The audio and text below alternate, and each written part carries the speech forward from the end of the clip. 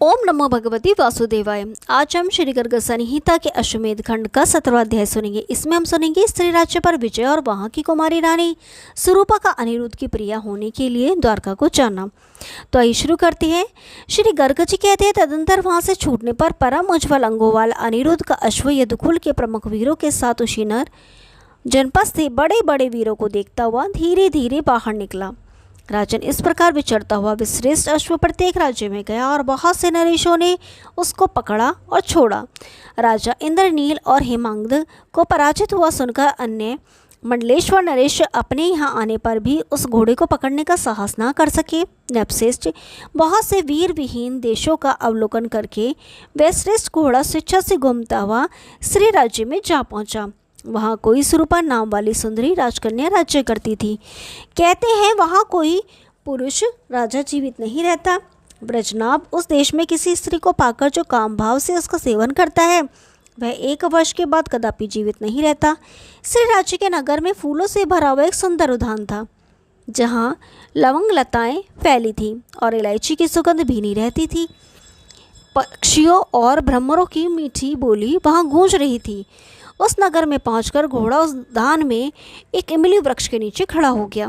वहाँ की सब स्त्रियों ने देखा, बड़ा मनोहर श्यामकर्ण घोड़ा खड़ा है। वहाँ के ब्राह्मण, क्षत्रिय, वैश्य और शूद्र भी उसे देखने के लिए गए।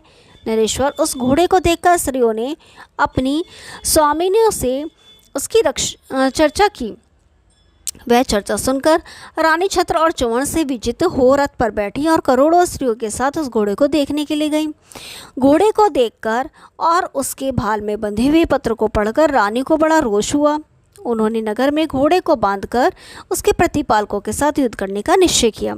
कोई स्त्रियां हाथी पर, कोई रथ पर और कोई घोड़े पर आरूढ़ हो, कवच बांधकर अस्त्र शस्त्रों से संपन्न हो युद्ध के लिए आईं। ये सब स्त्रियां कुपित हो अस्त्र शस्त्रों की वर्षा करती हुई आईं। उन्हें देखकर अनिरुद्ध ने हेमांग से पूछा। अनिरुद्ध बोले, नृपेश्वर, इस देश में रानी राज्य करती है, क्योंकि राजा यहाँ जीवित नहीं रहता, इसीलिए वह स्त्रियों से घिरी हुई आई है। आपके घोड़े को पकड़कर वह संग्राम करने के लिए उपस्थित है। यह सुनकर अनिरुद्ध राजा से इस प्रकार बोले। अनिरुद्ध ने कहा, राजन, यहाँ पर स्त्री राज्य क्यों करती है तथा राजा क्यों जीवित नहीं रहता है, यह बात विस्तार पूर्वक बतलाइए, क्योंकि आप सब कुछ जानते हैं। अनिरुद्ध की यह बात सुनकर राजा हेमांग ने अपने गुरु याज्ञवल्क्य जी के चरणाविंदों का चिंतन करते हुए कहा, यादवेंद्र, इस विषय का प्राचीन इतिहास मैंने चंपापुरी में पहले गुरुवर याज्ञवल्क्य जी के मुख से सुना था, वही तुमसे कहूँगा, ध्यान देकर सुनो। राजन, प्राचीन सत्ययुग की बात है। इस देश में नारीपाल नाम से विख्यात एक मंडलेश्वर राजा हुए थे। उनके मोहिनी नाम वाली पत्नी थी, जिसका जन्म सिंघल द्वीप में हुआ था। वह पद्मिनी नायिका थी। उसकी चाल हंस के समान थी और मुख पूर्णचंद्र के समान मनोहर था। राजा उसके सौंदर्य के महासागर में डूबकर यह भी नहीं जान पाते थे कि कब दिन बीता और कब रात समाप्त हो गई। वे सैकड़ों वर्षों तक उसके साथ रमण करते रहे। काम मोहित होने के कारण वे प्रजननों का न्याय भी नहीं करते थे। राजन, उस समय सारी प्रजा दुख से पीड़ित हो रही थी। यादवेश्वर, प्रजाजनों का पारस्परिक कलह से विनाश होता देख राजवल्लभा मोहिनी अपनी शक्ति के अनुसार सारे प्रजा का न्याय कार्य स्वयं ही संभालने लगी। एक दिन उस नरेश से मिलने के लिए महामुनि अष्टावक्र उनकी अंतपुर में आए। राजा का मन स्त्री में ही आसक्त रहता था। वे मुनि को आया देख जोर जोर से हंसने लगे और बोले, यह कुरूप यहाँ कैसे आ गया? तब मुनि रुष्ट होकर बोले, अरे ओ मूर्ख नपुंसक, मेरी बात सुन ले। तू स्त्रियों के हाथ का खिलौना होकर मुनियों का अपमान क्यों कर रहा है? तुम्हारे देश में सदा स्त्रियां राज करेंगी। इस राज्य में पुरुष राजा जीवित नहीं रहेगा। अतः तू अभी इस राजभवन से निकल जा। इस देश में स्त्री को पाकर जो प्रतिदिन उसका सेवन करेगा वह 1 वर्ष बीतने के बाद निसंदेह जीवित नहीं रहेगा। श्री गर्ग जी कहते हैं, राजा ने ऐसा कहकर मुनिश्रेष्ठ अष्टावक्र अपने आश्रम को चले गए। मुनि के चले जाने पर राजा उनके शाप से नपुंसक हो गए। यह सब दुर्दशा मुनि ने की है। ऐसा जानकर राजा अत्यंत दीन एवं दुख से व्याकुल हो गए और स्वयं ही अपनी निंदा करने लगे। नारीपाल बोले, अहो, स्त्री के वशीभूत रहने वाले मुझ मदभाग्य ने यह क्या किया? मुनियों की पूजा छोड़कर नरक की राह पकड़ ली। आज मुझ दुष्ट परमात्मा पर यमदूतों की दृष्टि पड़ी है। अब मैं वैतरणी में गिराए जाने योग्य हो गया हूँ। इस दशा में देखकर मुझे कौन अपने तेज से इस कष्ट से छुड़ाएगा।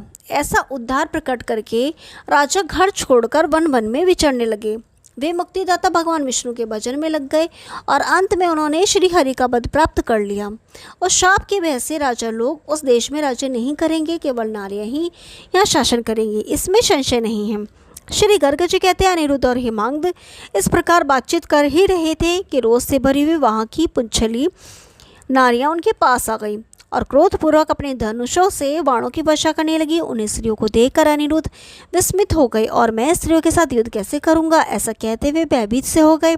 उसी समय मंडलेश्वरी सुरूपा स्त्रियों के साथ उनके निकट आ गई और अनिरुद्ध को देखकर बोली। नारी ने कहा, वीर रणभूमि में खड़े हो जाओ, मेरे साथ युद्ध करो। तुम तो बहुत बड़ी सेना के साथ हो, फिर युद्ध स्थल में व्यर्थ सोच में क्यों पड़ गए हो? तुम बड़े मानी हो। मैं इस संग्राम में वृष्णिवंशी योद्धाओं सहित तुमको पराजित करके अपना कीड़ा मृग बनाऊंगी, क्योंकि तुम्हें देखकर मैं मदज्वर से पीड़ित हो गई हूँ। उसकी ये बात सुनकर अनिरुद्ध भय से विवल हो गए। वे सब कुछ जान गए और दीनवाणी में उस मंडलेश्वरी से बोले, रानी तुम सर्वदेवेश्वर भगवान श्री कृष्ण चंद्र के अश्व के यज्ञ के लिए अपनी ही इच्छा से मुझे लौटा दो।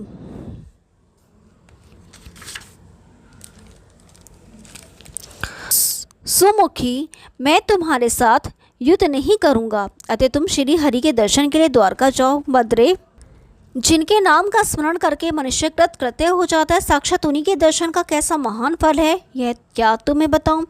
वार्तालाप में चतुर अनिरुद्ध के इस प्रकार समझाने पर उसे पूर्व जन्म का वार्ता का स्मरण हो आया और वह अनिरुद्ध से उसी प्रकार बोली जैसे ब्रह्मा जी ने मोहिनी बोली थी। सुरूपा ने कहा, देव मैं पूर्व जन्म में स्वर्ग की एक प्रसिद्ध अप्सरा थी। मेरा नाम मोहिनी था। मेरे अंग कमल के समान प्रफुल्ल और सुगंधित थे। मेरे नेत्र भी कमलदल के समान विकसित और विशाल थे। एक दिन की बात है, पद्म योनि ब्रह्मा जी हंस पर आरूढ़ हो कहीं जा रहे थे। उन्हें देखकर मैं उनके निकट गई और बोली, आप मुझे अंगीकार करें। जब ब्रह्मा जी ने मुझे ग्रहण नहीं किया तब मैं शाप देकर ककुती नदी के तट पर गई और वहाँ दुष्कर तपस्या करने लगी। मेरी तपस्या से ब्रह्मा जी संतुष्ट हो गए। वे तपस्या के अंत में मेरे पास आए और प्रसन्नचित्त हो मुझे तपस्विनी से बोले, वर मांगो। उनका ये कथन सुनकर मैं मोहिनी बोली, देव आपको नमस्कार है। लोकेश, मैं यही वर मांगती हूँ कि आप मुझे दीन तपस्विनी का वरण करें। मैं दुखित होकर आपकी शरण में आई हूँ। यदि आप मुझे ग्रहण नहीं करेंगे तो मैं तपस्या क्षीण हुए इस शरीर को रोषपूर्वक त्याग दूंगी। मेरी ये बात सुनकर ब्रह्मा जी ने कहा, भामिनी शोक न करो।